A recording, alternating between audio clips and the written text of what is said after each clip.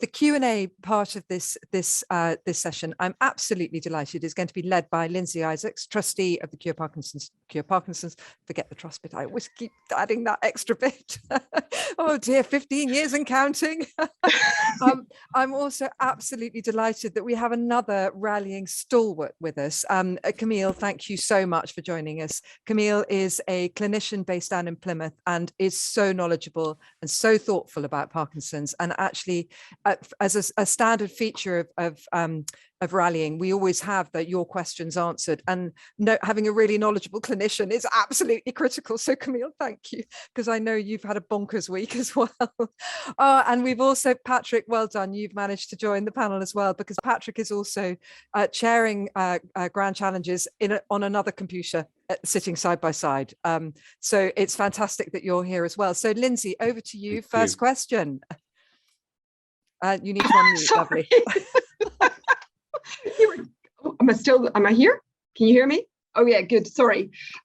First question, I think Mark is asking the first question, which was, is that correct, Mark Van Greken? Is he on with us? No? I think you're asking the first question to Mark, actually. Oh, sorry. Oh, I haven't done this for a while. Mark, how can I get involved in research in terms of public and patient involvement? Lots of ways. You could approach your local researcher if you know anyone. You can walk into a department, I suppose. But I think the best way would be via one of the active organizations in Parkinson's research. If you're in the UK, you might approach Cure Parkinson, you might approach Parkinson's UK, you could go to your local support group. But there's a lot of opportunities to make contact. Then you probably need to be reasonably persistent to try and get to the right person, because that's not immediately obvious. But there is plenty of opportunities to gain access. I hope that answers your question to some extent. Yeah, that was great, thank you. Now I have a question for Camille. Camille, how can we make clinical trials more inclusive? Or is there a way to make trials more available to targeted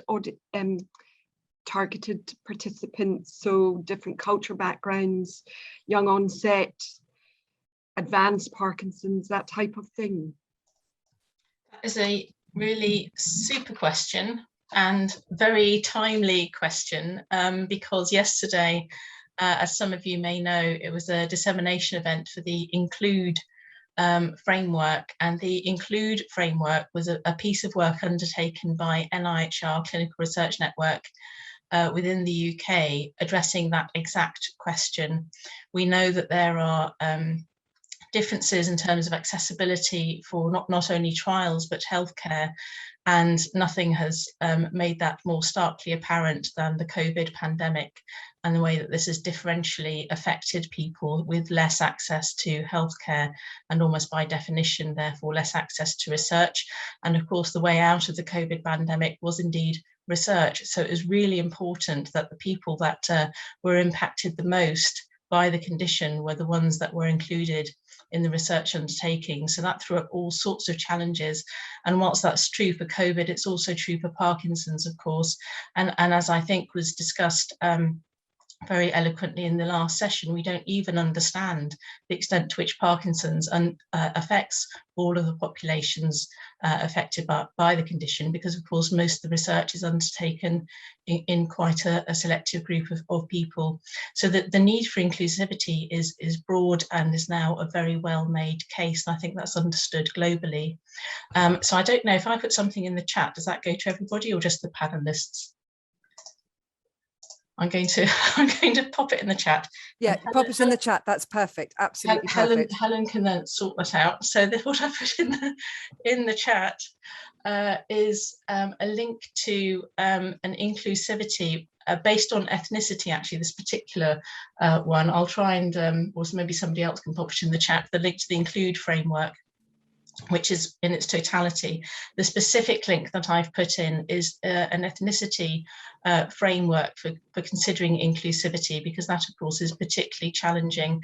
And the way to address this question is not simply at the trial participation level, and that is challenging enough.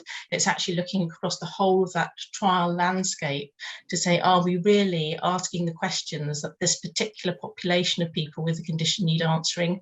Are they involved in designing the research? Are they represented on the funding panels? Are they represented in those regulator conversations? So are they actually represented in the clinical teams and research delivery teams who are going to engage them in that research? So inclusivity in research is a massive and thorny, difficult problem, but has now thankfully been highlighted and is achieving the recognition and resources that it deserves. That is so brilliant to hear. Camille, thank you so much. And we'll make sure that we also add that onto the Rallying Facebook page. Sorry, Lindsay, back to you. It's all right. Thank you very much, Helen. I was about to say the same thing, don't worry.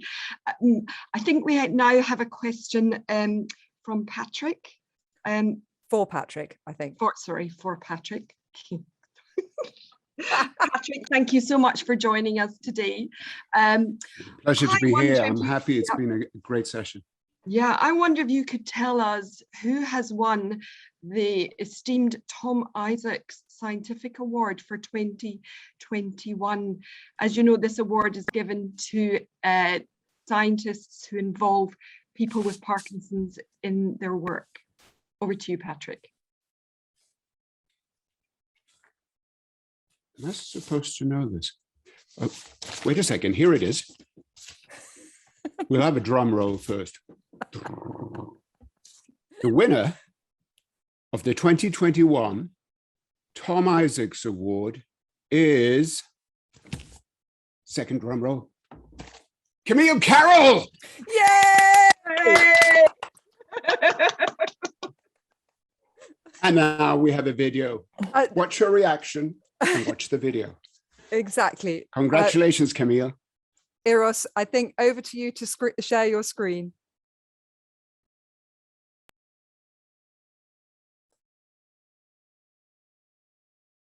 Hi, Camille. It's, as you know, Lindsay Isaacs here. I just want to say a huge, huge congratulations. You so deserve this Tom Isaacs Scientific Award. Well done, Camille. You always encourage people with Parkinson's and their partners and family to get involved, and you value their views. You actually want and listen to what they say and make them feel they can say what they like, and you still would accept it or question it. That's fine. And you're also willing to delegate roles and tasks to other people that are Parkinson's and to their partners and carers, which obviously is usually you trying to get some free resource, but never mind, that's good. When you meet a consultant for the first time, you have to express an interest in research, not with Camille. When she meets you for the first time, she tells you you're going to be interested in research. And not only that, it's followed up by an email telling you what she wants you to do. And over the years we've had Camille as a consultant, we've really developed into a research role. And well done, Camille, for getting us involved. I'm overwhelmed with the amount of work that Camille does and how many hours she puts in. Camille, thank you so much for all you've done. Right from the moment when we picked up the phone to talk about PD-STAT, all the way through to developing the clinical trials charter with you, and all the way through to working with you on MAMS and the many, many projects that have emerged out of ILCT. Thank you for involving people with Parkinson's in every single step of those projects every day. Involving patients in research is more of a gesture or a nod. With Camille, it's completely different. She wants to make sure that the input to the multi-arm, multi-stage project, the Edmund J. Safra AXPD project, is real. That's why Camille and the other architect of the program, Tom Faulkner, have put patient involvement at the same level as all of the other working groups, with patient representatives on each of those working groups. And it shows that how much Camille not just cares about people, but cares about the way things are done for people. So I'm really, really pleased that you've won this award, Camille. Well done, you're an absolute star. what I've noticed is that Camille is continually striving to improve the services and the support for Parkinson's disease patients, and that she always puts the patients at the forefront of everything she does. And she always contacts these lovely people here to check in with them to see how they feel about things. And I think that's absolutely fantastic. I'm really glad you've won this award. You totally deserve it. Fantastically well deserved. I'm so thrilled. It's really brilliant news. Not only do you involve people with Parkinson's in your work, you involve their families, you do it locally, you do it globally. Huge, huge congratulations.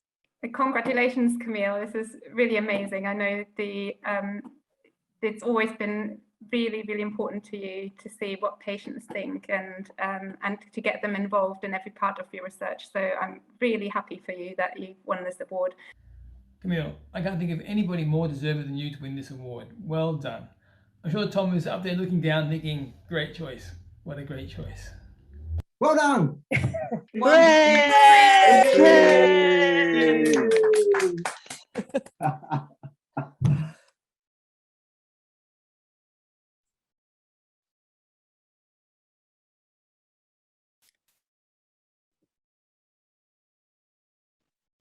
So Camille, actually, if you'd look behind you, this is well and truly a gotcha. So much what people think about you.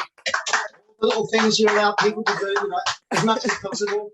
What more can we say? But on behalf of everyone that's thought of you and you thought of for all this period of time, couldn't be a better person for this. So on behalf of the people that I think you know fairly well, I'd like to give you the Tom Isaacs Award for being a generally good egg.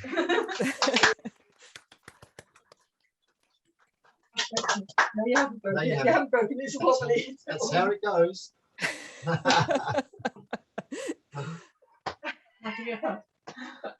Put your mask on. That's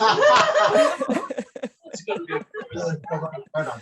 Absolutely deserved it. I couldn't think of anyone better. Well done. Well done.